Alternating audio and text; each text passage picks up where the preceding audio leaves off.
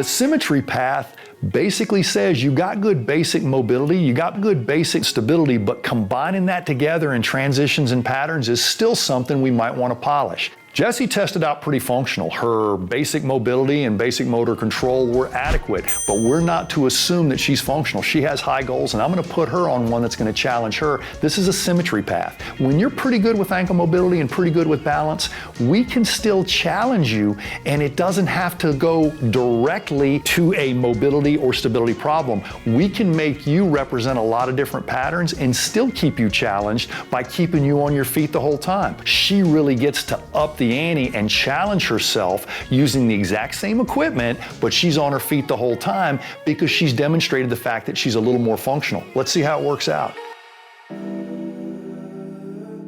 Jessie actually passed both mobility and the control test. Her balance was good and her ankle mobility was good. So that means you may still need a corrective, but I'm okay with you being on your feet the whole time because I'm not seeing major problems in the way you bend at your ankle or balance on one leg. However, it doesn't mean you're perfect on the movement screen or perfect on a Y balance test or anything like that. As a matter of fact, with only 2 tests, the one thing I can say is I'd love to challenge your balance and symmetry in more functional patterns. So we're not gonna get down on the ground because I'm gonna stress you all on your feet.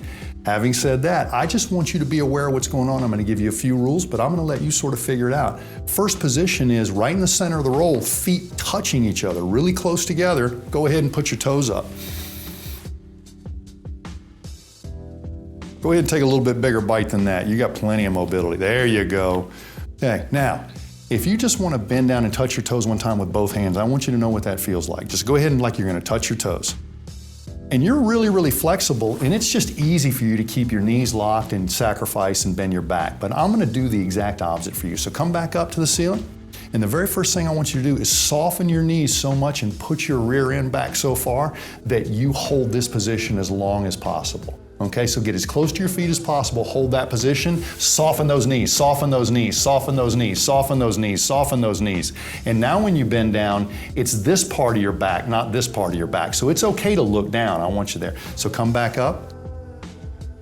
Now the only curveball I'm gonna throw you is, your balance is good, your mobility is good, so this hand goes up, this hand goes in the small of your back. When you're down, observing those same rules I gave you before, you can only switch your arms at the bottom. Go ahead, do that. Good. Going down, drop that head a little bit, and once you're comfortable, switch those arms at the bottom.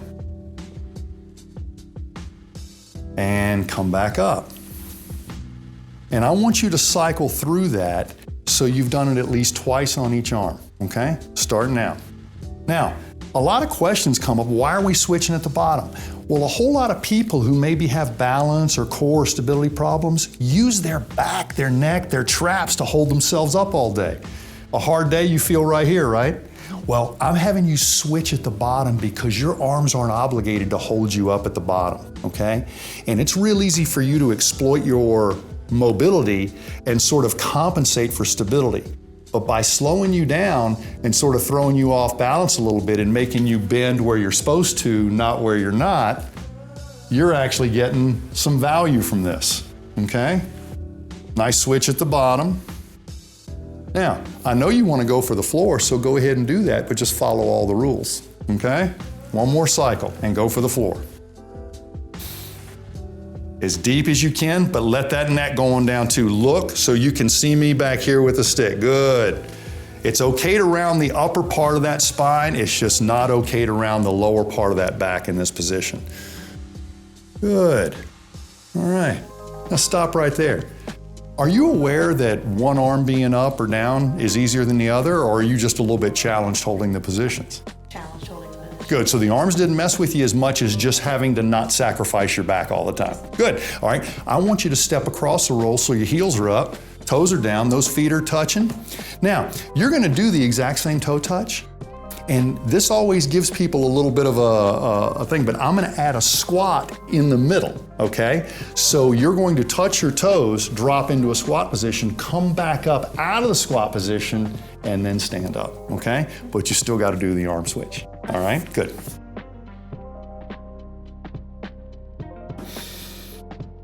Same toe touch. Don't even think about the squat till you're touching the toes. At this point, now drop into a squat position. Good. Come back out of the squat position. Drop that head. Now's when you switch the arms. And come back up. Now you keep doing that for a second, alternating back and forth between the arms so we've got at least each arm reaching twice. Don't forget to keep that neck in a comfortable and relaxed position. When your butt goes down, you can look up. When your butt's going up, I want you to look down. There you go, and sync that motion.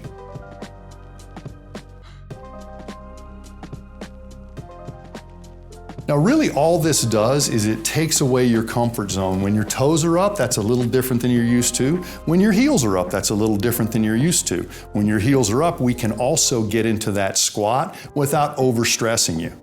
But getting that upper body sync, keep that upper body relaxed. Good.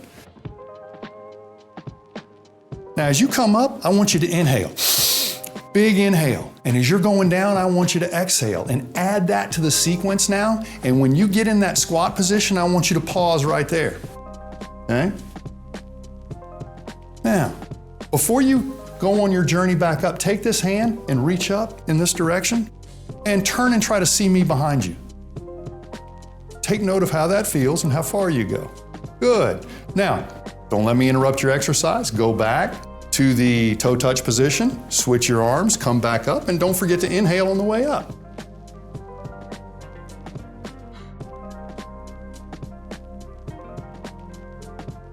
Now, go back down, and we're gonna do the same thing, but you're gonna wave at me over the opposite shoulder. So drop into that squat position, and a little bit further on that side. Okay, good. And now, really watch that low back. You're starting to stiffen your legs and round your low back. So that's the one thing I want you to be aware of, and use your breath to help you out.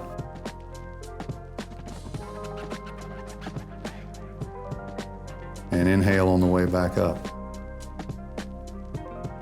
Good, take a breather for a second. All right, in that first drill, you weren't really aware of anything, no left-right difference. It was just difficult to not sacrifice your back. That could be one of the things you want to carry to your next workout, cardio, weight training. In move B, I want you to really learn to dump that air when you're flexing and use that air to help you gain stability coming back up. And when in doubt, go slower right here. I know you want to rush through because you're on a balance beam right here. It's stressing you out, but use your breath to make that thing easy. Don't breathe shallow and rush through it. Now, the control drill, I'm going to throw a curveball to you. You're going to be doing an asymmetrical move with your upper body and lower body, but you got the mobility to handle it. The only thing that could get you is if you go too fast or breathe out of sequence. Otherwise, I think you'll be able to get this. And the way we do it is one heel is up and one toe is up.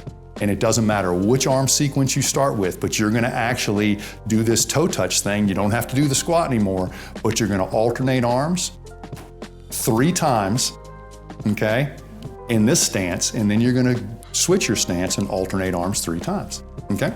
Go ahead. Here you may notice a left-right difference. But instead of naming one body part for that left-right difference, it's better just to say, hey, you organize much differently, and don't forget to relax that neck a little bit, okay? I like the tension here, I don't like the tension here, okay?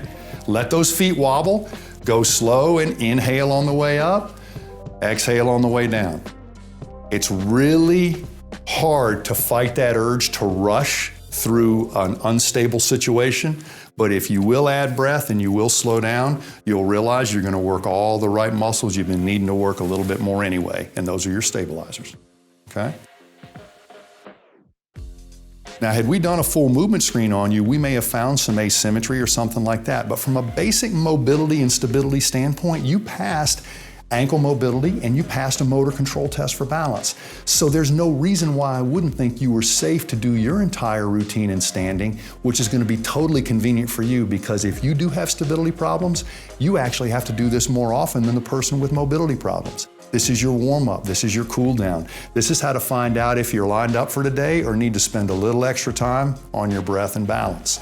But these are pretty good indicators of your stability and how you're going to test next time we take you back.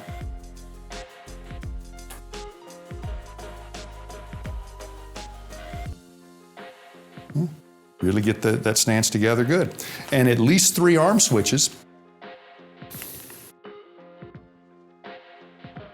We see a lot of people rush to this position because it is so challenging, but I'm telling you, if you flunk ankle mobility and you try to do this, you're going to be working on a lot of things you don't need to work on. And if you actually have a measurable balance problem, it's probably ambitious to try to start here. But if you pass both those tests, I think you will easily be challenged. Good. In a functional way. Let that neck relax, but hold that low back position and hip position. Even though we tell you to keep the feet together, sometimes your best amount of stability is keeping a little space between those knees, okay?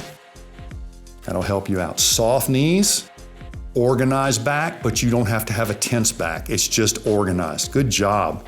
You're really sitting back into your hips better, okay? That asymmetrical stance is gonna light up your feet.